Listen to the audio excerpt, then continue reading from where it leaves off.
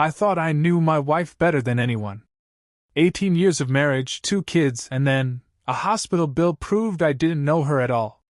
That's how the memory always begins, me standing in the kitchen, a folded envelope in my hand, watching steam rise from a forgotten cup of coffee. Her name was printed on the invoice, but the description at the bottom, IVF treatment, surrogate program, didn't make sense. I remember reading it twice, 3 times, waiting for the words to rearrange themselves into something that didn't feel like a punch to the chest. Before that day, life felt ordinary in the best way. I'm Ryan, 43, engineer by trade, husband by habit. My wife, Laura, was the kind of woman who remembered birthdays, packed lunches, and left sticky notes that said "You've got this" on the bathroom mirror. Our kids, Ben and Emily, were proof that we'd done something right. We were solid, or at least I believed we were. Then came the distance.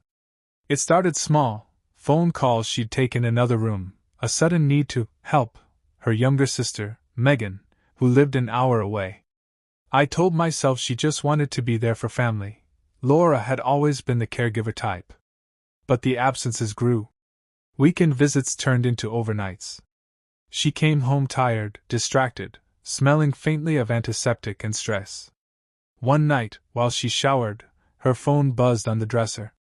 A text preview flashed. "Thank you for being there today. We couldn't do this without you." The number wasn't saved. I should have ignored it.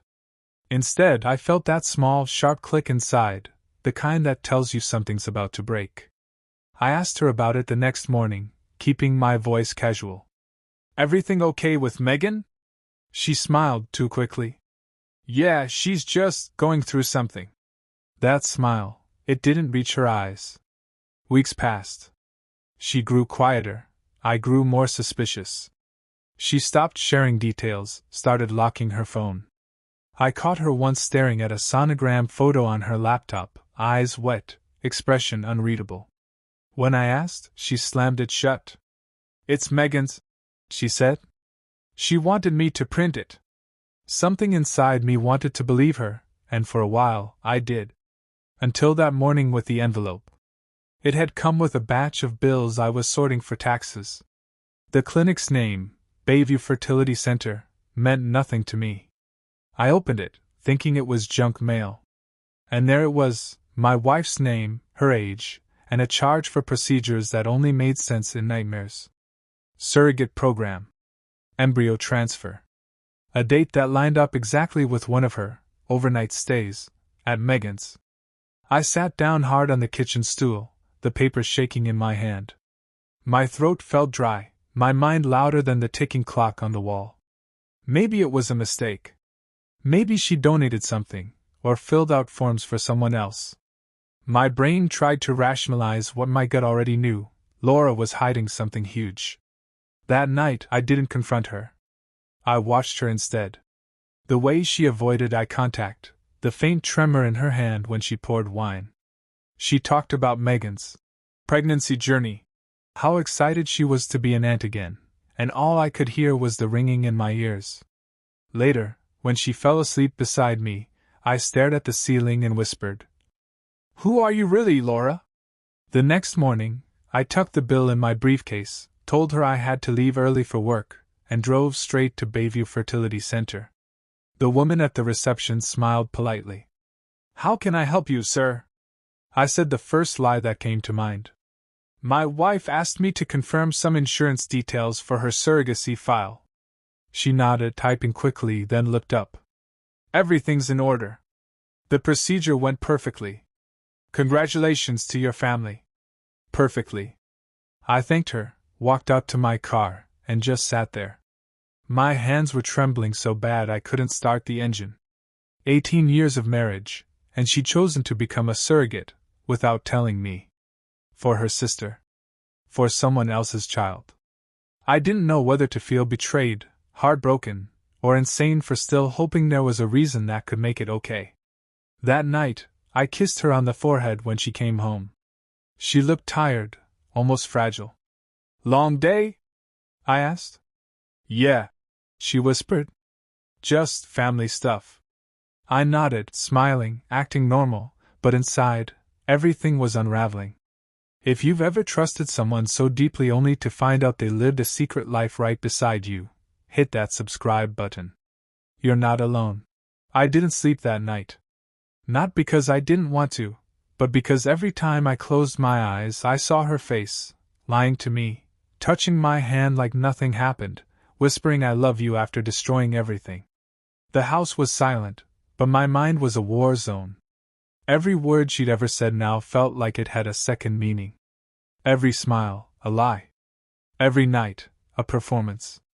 At around 3 a.m., I sat on the edge of the bed, looking at her while she slept. She looked peaceful, almost innocent.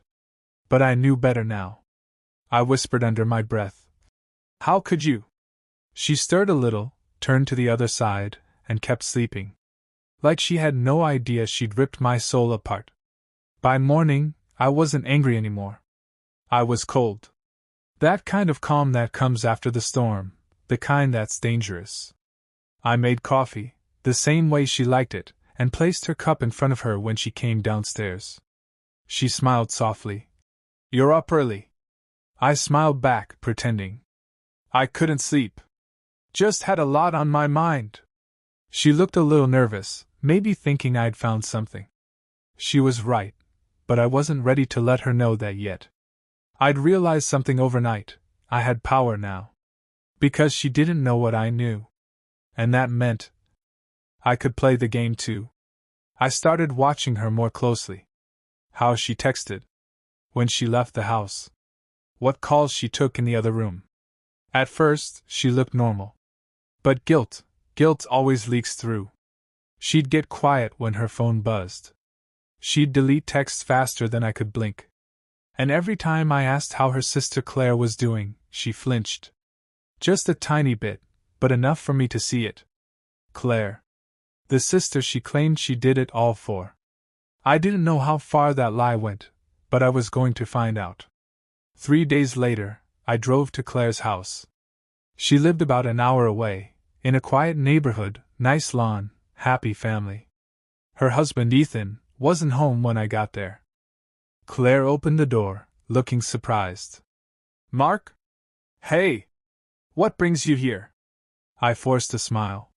"I just wanted to check in. We haven't seen each other in a while." She looked confused but let me in. I scanned the house, family photos everywhere, her kids smiling, her husband in some of them. A perfect picture. Too perfect. We sat in the living room. She offered me tea, I refused. "So," I said, trying to sound casual, "how's everything? Health? Family?" She smiled politely. "Good. Busy but good." "Why?" I looked at her. "You didn't need any medical help recently, right?" Her eyebrows furrowed. "Medical help? No, why would I?" And just like that, her voice cracked. She caught herself, smiled again, and said, "Mark, is everything okay?" I stood up. "You tell me, Claire. You tell me what's going on with you and Emily." She froze.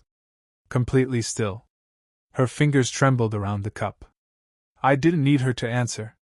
Her silence said everything. I laughed softly, not because it was funny, but because it was all so damn pathetic. 2 sisters. 1 lie. And me, the idiot in the middle. That night, I confronted Emily again. But not the screaming kind of confrontation. No, I'd learned my lesson. This time, it was calm. Surgical. She was folding laundry in our bedroom when I asked, "How's Claire doing lately?" She hesitated for a second. "She's fine, why?" "You sure she's fine?" I said, sitting on the bed. "Because she looked pretty nervous when I stopped by today." Her hands froze mid-fold. "You went to her house?" "Yeah," I said, smiling faintly. "I thought it'd be nice to visit family." Her breathing quickened. "Mark, what did she say?" I looked at her, directly into her eyes. She didn't have to say anything. I already know. She sat down slowly, like her legs gave out. Tears filled her eyes. "I didn't mean to hurt you," she whispered. I swear I didn't. I thought I was doing something good. Claire couldn't have children anymore after her surgery. She was broken. I just wanted to help her. By lying to me? I snapped. By sleeping with her husband? By letting me believe you were loyal when you weren't? She shook her head, sobbing. It wasn't like that. Ethan didn't touch me. It was done through the clinic. Her words made me pause. Clinic? I frowned. You're saying it wasn't physical? She nodded quickly. No, it was artificial. Ethan didn't even know I was the surrogate at first. Claire begged me to keep it a secret. I didn't tell you because I knew you wouldn't understand. I stared at her, trying to process it. Part of me wanted to believe her, that it wasn't an affair, just deception. But something in her voice didn't feel right. She was lying, but I didn't know about what yet. The next day, I drove to the fertility clinic. Told them I was a relative and needed confirmation. At first, they refused. Confidentiality rules. But after some digging, a sympathetic nurse finally told me enough to confirm my worst fear. Emily hadn't been a surrogate once. She'd done it twice. Once for her sister, and once for someone else. Someone who wasn't family. Someone rich enough to pay a private fee. And the date matched perfectly, 9 months after our fight about money. The time she said she was working extra hours for a friend. That was it. The final nail. When I got home that night, she was waiting on the couch. She looked pale, nervous. Mark, please talk to me, she said softly. We can fix this. I sat across from her, hands clasped. I went to the clinic, I said flatly. Her face went white. She knew it was over. Mark, I did it for us, she whispered. We needed the money. You were struggling with the business, remember? I didn't know how else to help. I swear, it wasn't for selfish reasons. I looked at her and said quietly, You sold our childbearing years to strangers. You gave away what we built together. Tears streamed down her face. I did it for love. I stood up. No. You did it for control. Because you didn't trust me to fix our problems like a man should. You made yourself the hero, and me the fool.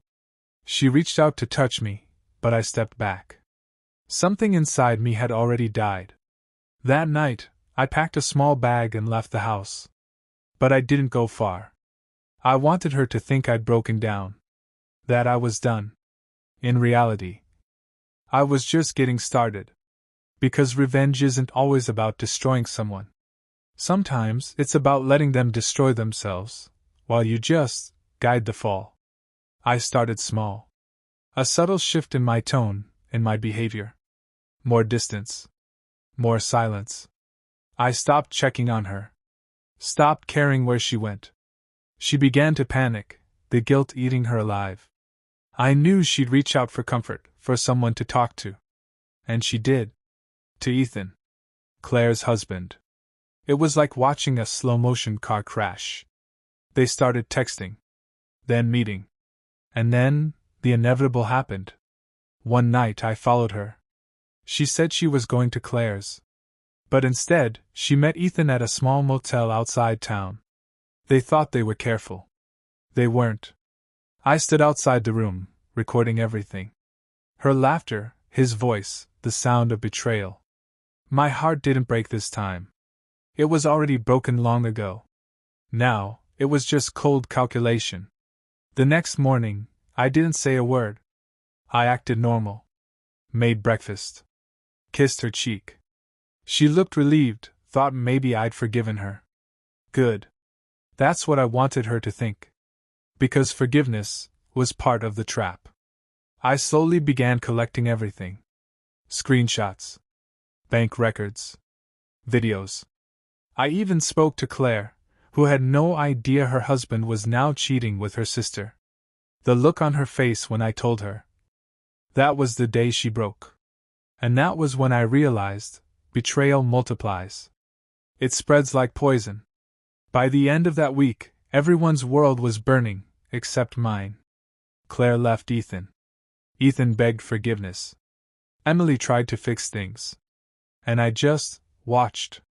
Because sometimes silence is the loudest revenge. But I wasn't done yet. Not even close. I had one last card to play, something that would make her feel exactly what she made me feel. And when the time was right, I was going to use it. If you've ever trusted someone who turned out to be your biggest lie, hit that subscribe button. You know that feeling when you realize you're no longer the same person? When anger stops burning and turns into something colder, sharper? That was me. By the time Emily started crying in her sleep, whispering my name like an apology, I wasn't her husband anymore. I was the ghost she created. And ghosts don't forgive. They haunt. I started my plan quietly. No shouting. No threats. Just patience and timing. Because revenge isn't about how fast you strike. It's about how deep the cut goes when it lands. Every day, I watched her pretend. Cooking breakfast. Watering plants. Talking to neighbors like she still had a perfect life. She didn't know I'd already pulled the first thread. The first move was the video. That motel recording. I sent it anonymously to Claire. No text, no message. Just the file. She opened it at 8:13 p.m. I know, because she called me 5 minutes later, crying so hard she couldn't speak. Her husband, her sister, both in one betrayal. I didn't have to say anything. She just whispered, "Thank you for showing me," before hanging up. By the next morning, Ethan's life was in pieces. Claire threw him out. Filed for divorce. And Emily? She woke up to 50 missed calls from her sister. The panic on her face that morning. It was the first real emotion I'd seen from her in weeks. She ran to the bathroom, slammed the door, and cried for an hour. When she finally came out, her eyes were red, her hands shaking. "Did you do this?" she asked me. I didn't answer. I just stared at her. That silence, it said more than words ever could. She broke down again. "Mark, please stop this. You're tearing everything apart." I laughed. "Everything? You already did that. I'm just showing the truth." She covered her face, sobbing. "You don't understand." I stepped closer. "No, Emily. I understand perfectly. You wanted to play God with everyone's life. You lied to me, to Claire, to yourself. And now? Now you get to live in the world you created." Over the next few days, her world started collapsing. Her friends stopped calling. Her job found out, somehow the gossip spread. And the whispers followed her everywhere. She tried to play the victim, posting quotes about forgiveness online, pretending she was being misunderstood. But I knew her game. I'd watched her lie too many times to count. So I gave her one last performance. I acted like I was moving on. Started going out more, smiling more, even dressing better. She noticed. One night she asked, "Are you seeing someone?" I looked at her for a long time. Then said quietly, "Would it matter?" Her lips trembled. "Of course it would. I still love you." I smiled sadly. "That's the problem, Emily. You don't know what love is. You just know control." And then I walked away, letting those words hang like a knife in the air. The next stage of my plan was money. Because betrayal hurts, but poverty screams. See, we had a joint account. I hadn't touched it yet. She thought I'd forgotten. But behind her back, I'd been moving every legal piece into place, quietly, smartly. Transferring assets, rewriting shares, making sure her lies didn't get her the house or the savings. By the time she realized, her name was gone from everything that mattered. One afternoon, she came running into the living room, holding her phone. "Mark! Why is the account empty?" I didn't even look up. "It's not empty. It's just mine now," she gasped. "You can't do that." I finally looked at her. "I can. Because while you were busy playing mother for other people's babies, I was making sure you'd never steal from me again." She tried to argue, but the law was already on my side. I hadn't broken a single rule. Every paper was clean. Every move was legal. Because revenge, when done right, is bulletproof. Days turned into weeks. She grew quieter. Smaller. The woman who once controlled every room now barely spoke at all. Sometimes I'd catch her staring at old pictures of us, our wedding, our vacations, our laughter. I could see the regret, but it didn't move me anymore. Because regret doesn't erase betrayal. It just confirms it. Then one day, she broke the silence. We were sitting at the table, the same one where we'd shared countless dinners. She looked up and said, "Mark, I need to tell you something." Her voice was shaking, but there was a strange calm in her eyes. "I'm sick," she whispered. "The stress, the guilt, it's been destroying me. The doctor says it's bad." For a second, my breath caught. Not out of love, just human reflex. Then she said the one thing I didn't expect. "I deserve it. Every bit of it. But I just need you to know I never stopped loving you.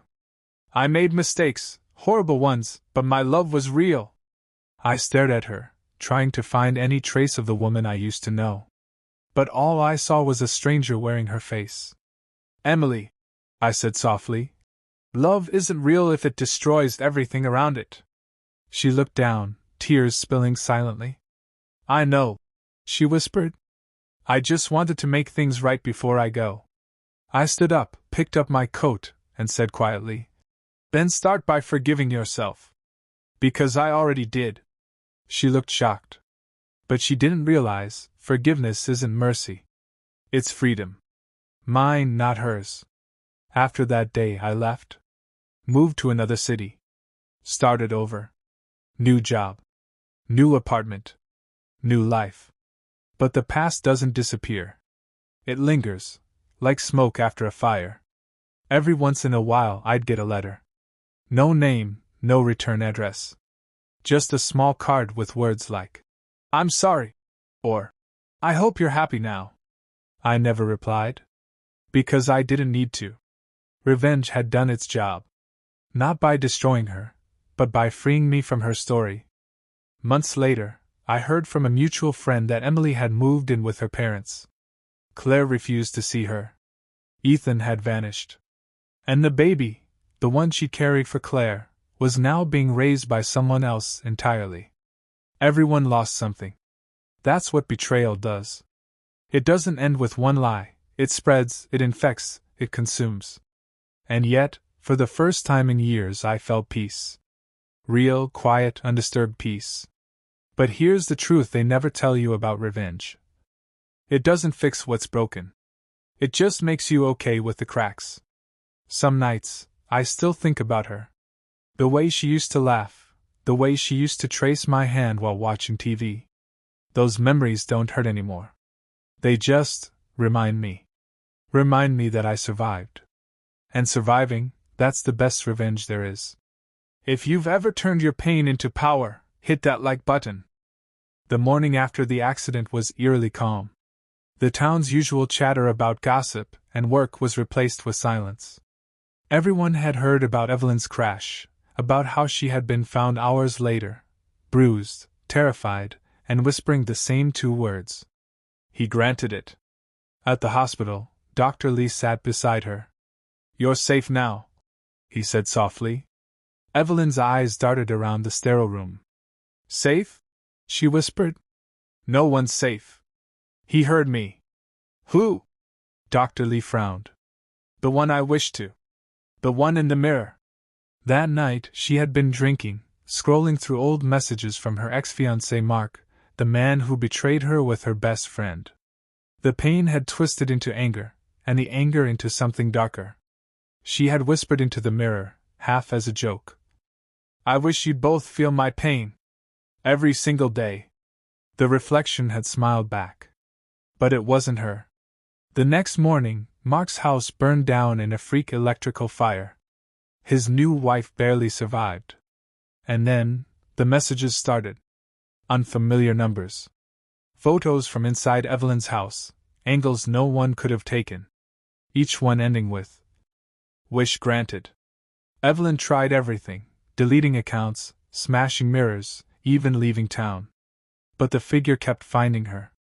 Every reflection, every screen, even the window at night showed a flicker of that same smile.